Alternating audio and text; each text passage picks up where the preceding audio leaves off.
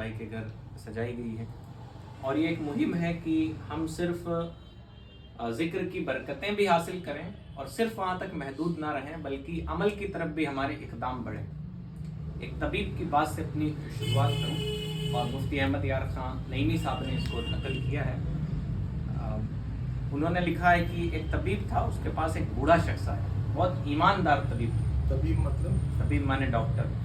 तो वो डॉक्टर के पास एक बहुत बूढ़ा शख्स आया और उसने कहा कि ऐसा है कि मेरे पाँव में बहुत तकलीफ़ रहती है। उसने कहा आपको दवा की हाजत नहीं है, बुढ़ापे का असर है। तो उसने कहा कि ऐसा है कि मेरी याददाश्त बहुत कमज़ोर हो गई। तो तबीब ईमानदार आदमी था, कहा कि ऐसा है, ये बुढ़ापे का असर है, आपको कोई परेशानी नहीं। उसने फिर और भी कई शिकायतें की, तो उसने कहा कि ऐसा है, बुढ़ापे का असर है, आपको कोई परेशानी नहीं। तो वो झल्ला के उस बूढ़े ने कहा कि आप कैसे तबीब हैं, कैसे डॉक्टर हैं, मुझे बताते ही नहीं मुझे कैसा बुढ़ापे का ही असर है। तो उसने मुस्कुरा के कहा, जनाब ये गुस्सा भी आपके बुढ़ापे का ही असर है। इसके बाद मुफ्ती साहब ने लिखा है, ऐन ऐसे ही मुसलमान माशी तौर पे तनज़्ज़ुली यानी गिरावट का शिकार हैं, मुसलमान इसी तरह तालीम के मैदान में गिरावट का शिकार हैं, मुसलमान मज़हब के मैदान में गिरावट का शिकार हैं। नीज़ दुनिया के हर शोबे में बज़ाहिर दीन इस्लाम के मानने वाले आज हिंदुस्तान में ही नहीं बल्कि हर जगह हमारा जो ग्राफ है वो नीचे गिरता हुआ नज़र आ रहा है। मुफ्ती कौमें यकीनन कामयाब होती हैं, लेकिन अपने बुज़ुर्गों का तरीका और तौर छोड़ के कोई कौमें कामयाब नहीं होती। और शेख अब्दुल हक मुहद्दिस देहलवी रहमतुल्लाहि ताला अलैह ने अपनी किताब हुज्जतुल्लाहिल बालिगा के अंदर लिखा है कि हर कौम का कोई तरीका होता है, जब तक कौम उस तरीके और मनहज पे कायम रहती है वो कामयाब रहती है, और जब अपने बुजुर्गों का तरीका छोड़ देती नाकाम। सीधा सिंपल सा कुदरत का कानून। दुनिया की जितनी कामयाब तरीन कौमें हैं वो अपने जो बुजुर्गों के तरीके हैं उनसे जुड़ी हुई। लेकिन आज अफसोस की गर्दिश ज़माना ने हमें मज़हब इस्लाम से बहुत दूर कर दिया। मज़हब बराए नाम हमारे घरों में है, मज़हब बराए नाम हमारी ज़िंदगियों में है। मुसलमान चाहता है सारी दुनिया पे इस्लामी हुकूमत कायम हो जाए, लेकिन ना हमारे घरों में मज़हब इस्लाम की तालीमात बची हुई है, ना हमारी ख़ुद की ज़ात में मज़हब इस्लाम की तालीम बची हुई है। और इस्लाम ऐसा मज़हब नहीं है जो किसी की ज़ात पर थोपा जाए। अल्लाह ने कुरान मजीद में साफ साफ इरशाद फरमाया, ला इकराह फिद्दीन, दीन में कोई ज़ोर ज़बरदस्ती नहीं। और अल्लाह ने फरमाया दूसरे मकाम पे, तुम चाहो तो ईमान लाओ, चाहो तो नाफरमानी करो, हमने तुम्हारे लिए जहन्नम तैयार करा। यानी सीधा सिंपल तरीका बताया गया कि आपको ज़िंदगी एक आइडियल नमूना दिखा दिया गया नबी अलैहिस्सलातु वस्सलाम की ज़िंदगी। अगर हम उस तरह से ज़िंदगी बिताते हैं तो ठीक, वरना अल्लाह ताला के यहाँ कोई यतीम पांच और गुमराह करता है, मुसीबतों में डालता है, तो ये उसका अदल और इंसाफ है। सीधी साफ बात। तो हमें अपनी ज़िंदगी मज़हब इस्लाम के मुताबिक गुजारना चाहिए। और मज़हब इस्लाम एक ऐसा कामिल तरीन नमूने हयात है जिसका किसी लिहाज से इनकार नहीं किया जा सकता। दुनिया के पढ़े लिखे लोग हैं और नाम नहाद पढ़े लिखे लोग जो कह रहे हैं कि आज शायद मज़हब इस्लाम इस दौर की ज़रूरतें पूरी नहीं कर सकता, लेकिन देखें इतना पुरफतन दौर, इंसानों ने इतना पढ़ा इतना पढ़ा इतना पढ़ा कि आज इंसानों का ही खून बहाने लगे, है ना। आप देखें मज़हब इस्लाम के जो पढ़े लिखे हजरात थे, हज़रत अबू बकर रदी अल्लाह ताला अन्हु की खिलाफत का दौर देखें, हज़रत उमर रदी अल्लाह ताला अन्हु की खिलाफत का दौर देखें कि खुद अपने कांधे पे लाद के हज़रत अबू बकर एक गरीब बुढ़िया के घर खाना पहुंचा रहे हैं। अंधी बुढ़िया है, चबा नहीं सकती है, अमीरुल मोमिनीन जो दुनिया के सारे मुसलमानों का बादशाह है, अपने मुंह से चबा के उन्हें खिलाता है।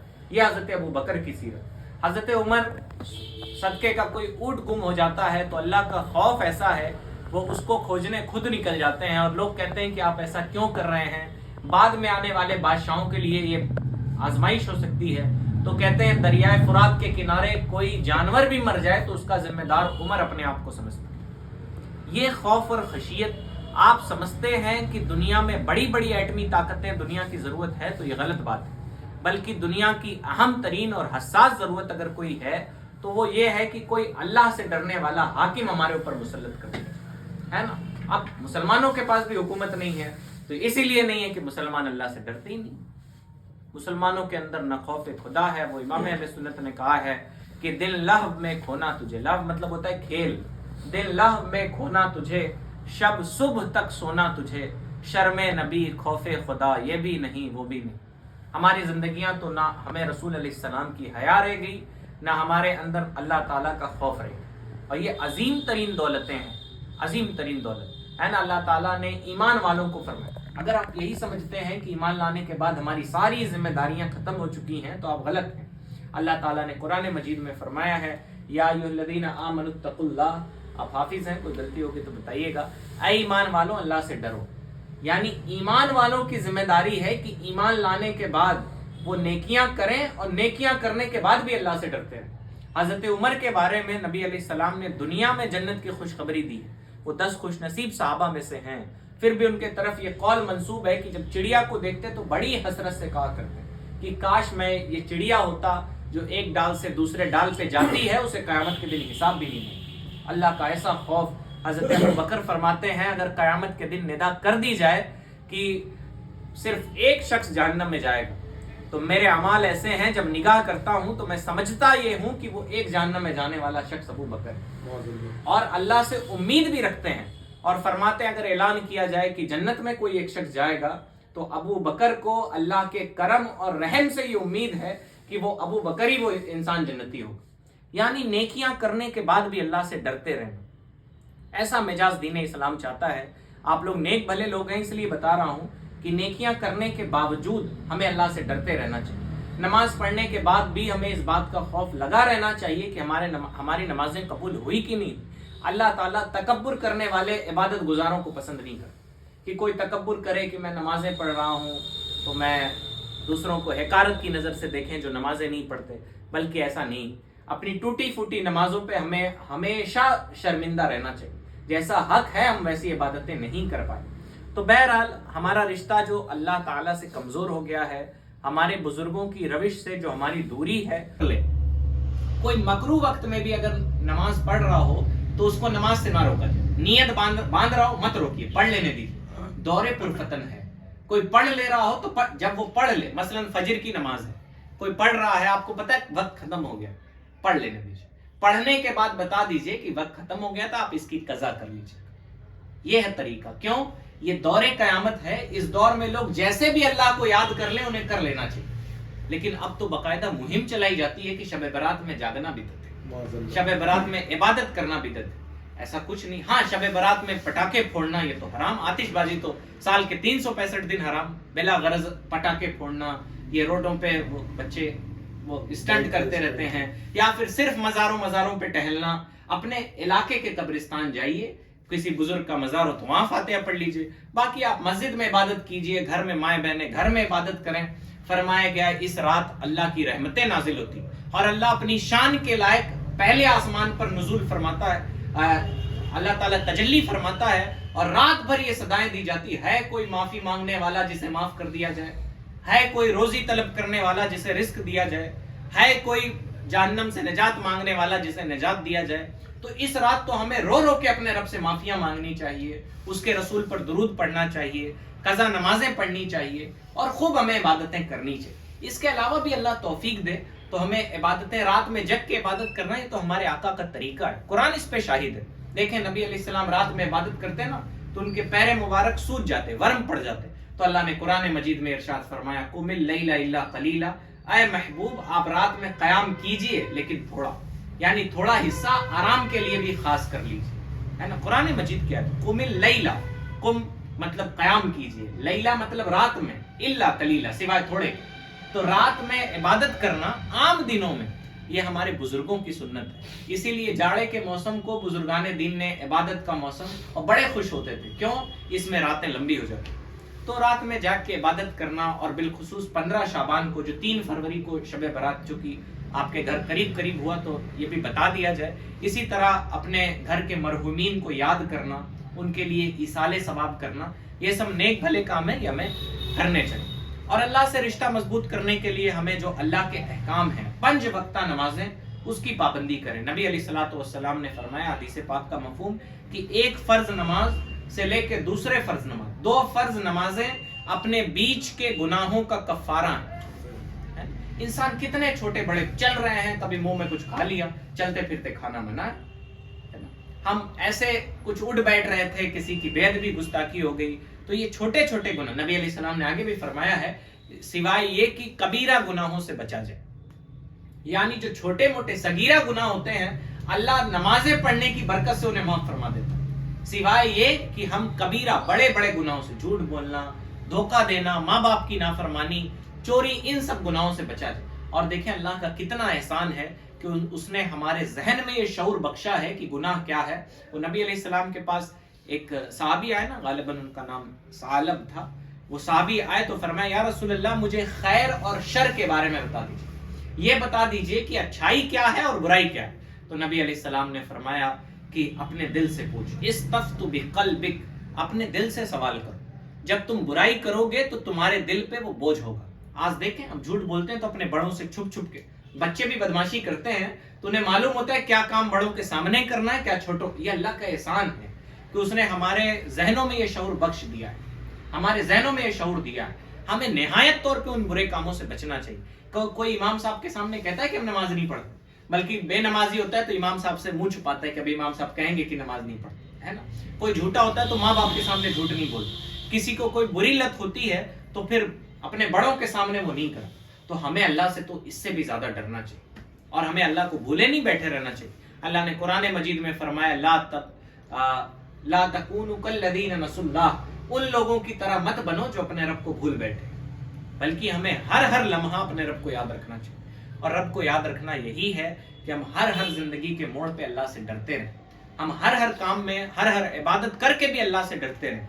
नेकियां करके अकड़ जाना ये तकवा नहीं है, बल्कि नेकियां करके आजिजी दिखाना। हमने मिलाद शरीफ की फिर भी आजिजी किया, अल्लाह तू कबूल कर ले, हम उस तरह से एहतमाम कहाँ करते हैं ना। और मिलाद शरीफ अल्लाह ताला ये एहतमाम कल्ब के साथ हमें करना चाहिए, यानी दिल का एहतमाम हो कि हम इंशाअल्लाह जो सुनेंगे उस पर अमल करने की कोशिश करेंगे इंशाअल्लाह। इसे कहते हैं एहतमाम कल्ब। दौरे क़यामत है, लोगों ने स्टेज सजाए, माइक लगाए, फुलझड़ियां लगाई, बड़ी बड़ी मिलादें हुई, लेकिन वो एहतमाम कल्ब नहीं रहे। हमें दिल से अल्लाह रसूल की बातें सुननी चाहिए और इस नियत के साथ कि हम उस पर आमिल यानी अमल करने वाले बने।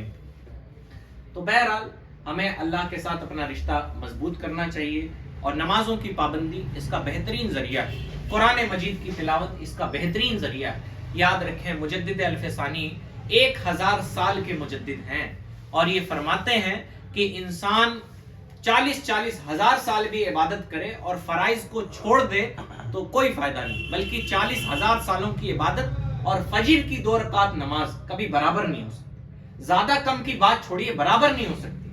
अल्लाह ने फराइज में जो सवाब रखा है उसकी शानी अलग है, तो कम अज कम फर्ज नमाजों की पाबंदी किसी तरह से न छूटने पाए।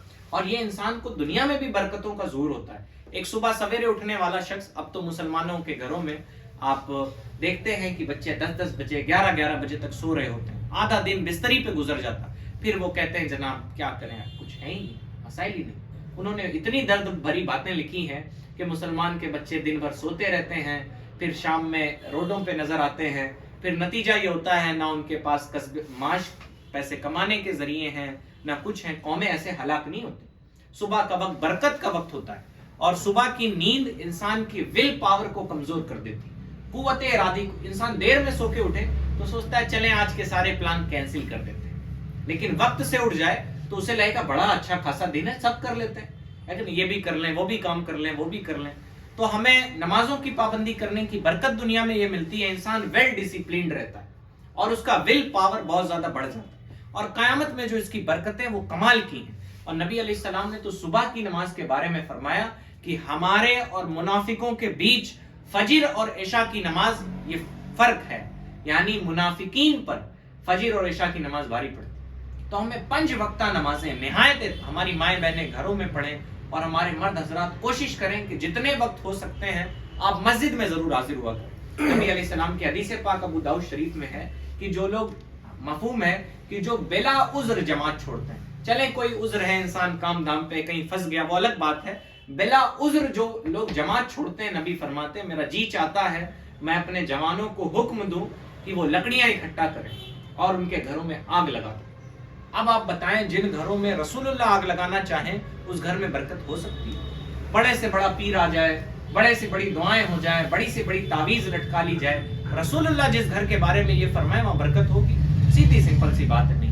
तो हमें कोशिश करनी चाहिए जो औकात हम खाली हों, घर पे मौजूद हो, मस्जिद में जाके नमाज पढ़ें। कितना प्यारा निज़ाम है मस्जिद में जाके नमाज पढ़ने।